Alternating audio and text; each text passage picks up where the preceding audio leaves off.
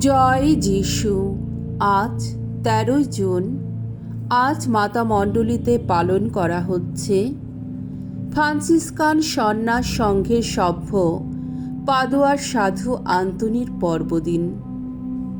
প্রথম পাঠ করিন্থীয়দের কাছে প্রেরিত পলের দ্বিতীয় পত্র হতে আজকের বাণী পাঠ, ৪ অধ্যায় ৭ থেকে ১৫ পদ। প্রেরিতদের মধ্যে এক আশ্চর্য জীবনী শক্তি জেগে থাকে। সেই শক্তিতেই শত দুঃখ ক্লেশ সহ্য করে তিনি মানুষের অন্তরে নবজীবন জাগিয়ে তোলেন। সেই শক্তি আর কিছু নয়, স্বয়ং যিশুরই জীবনী শক্তি।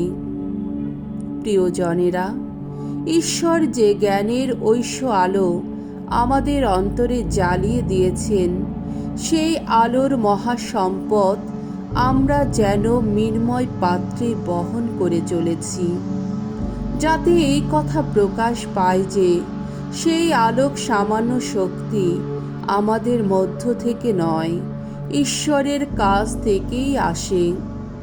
আমরা অবশ্য পদে পদে দুঃখ কষ্ট পেয়ে থাকি, কিন্তু তবুও অভিভূত হই না।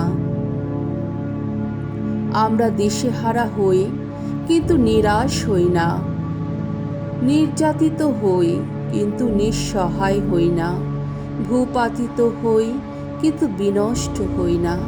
আমরা সর্বদা নিজেদের দেহে যিশুর মৃত্যু যন্ত্রণা বহন করে চলি, যাতে যিশুর জীবনও আমাদের এই দেহের মধ্যে প্রকাশিত হয়। সত্যি তো আমরা জীবিত হয়েও যিশুর জন্যে প্রতি মুহূর্তে মৃত্যুর হাতে সমর্পিত হয়ে চলেছি, যাতে যিশুর জীবনও আমাদের এই মর্ত দেহের মধ্যে প্রকাশিত হয়। বোঝা যাচ্ছে আমাদের মধ্যে নিত্য সক্রিয় রয়েছে মৃত্যু শক্তি, আর তোমাদের মধ্যে জীবন শক্তি।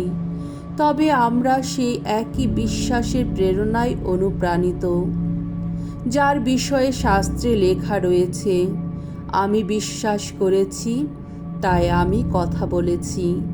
আমরাও বিশ্বাস করি আর তাই কথা বলি, কারণ আমরা জানি যে প্রভু যিশুকে যিনি পুনরুত্থিত করেছেন, তিনি আমাদেরও যিশুর সঙ্গে পুনরুত্থিত করবেন। তার নিজের কাছে আমাদেরও স্থান দেবেন, আর সেই সঙ্গে তোমাদেরও। আসলে সবই তো ঘটেছে তোমাদেরই কল্যাণের জন্যে, যাতে ঈশ্বরের অনুগ্রহ আরও অপর্যাপ্ত হয়ে আরও বেশি মানুষের অন্তর স্পর্শ করে, আর এইভাবে তা যেন আরও বেশি কৃতজ্ঞতা নিবেদনের কারণ হয়ে ঈশ্বরের মহিমা প্রকাশ করতে পারে। প্রভুর বাণী। ঈশ্বরকে ধন্যবাদ। শাম সঙ্গীত ১১৬ অধ্যায় ১০ থেকে ১১ পদ, ১৫ থেকে ১৬ পদ, ১৭ থেকে ১৮তম পদ। ধূ। স্তুতির অঞ্জলি প্রভু, তোমার চরণে আমি করব নিবেদন। সেদিন আমি বলেছিলাম, সীমাহীন দুঃখ আমার, দিশেহারা হয়ে বলেছিলাম, হায় হায় সমস্ত মানুষ প্রবঞ্চক। আমার মনে কিন্তু তখনও ভগবানে আস্থা ছিল। ভক্তজন যারা, তাদের মৃত্যু ভগবানের দৃষ্টিতে বড়ই দুঃখের ব্যাপার।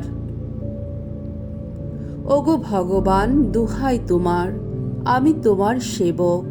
ওগো তোমারই সেবক, তোমার দাসীর পুত্র আমি।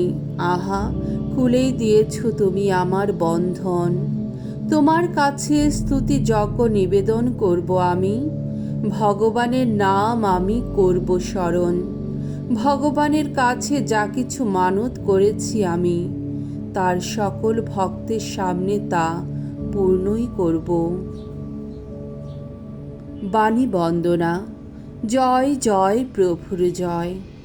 সংসারের আকাশে তোমরা জ্যোতির্ময় তারা, মানুষের সামনে তোমরা জীবন বাণীর বাহক। জয় জয় প্রভুর জয়। মঙ্গল সমাচার, মথিরচিত মঙ্গল সমাচার 5 অধ্যায় 27 থেকে 32 পদ। সুচিতা সম্পর্কে যিশুর সতর্কবাণী। যিশু একদিন তার শিষ্যদের বললেন, তোমরা শুনেছ যে প্রাচীন কালের মানুষদের এই কথা বলা হয়েছিল, ব্যভিচার করবে না।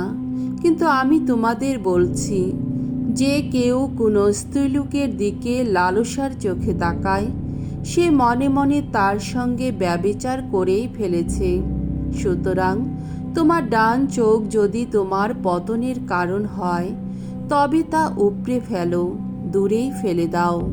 তোমার গোটা শরীরটা নরকে নিক্ষিপ্ত হওয়ার চেয়ে তোমার পক্ষে একটা অঙ্গ হারানোর বরং ভালো।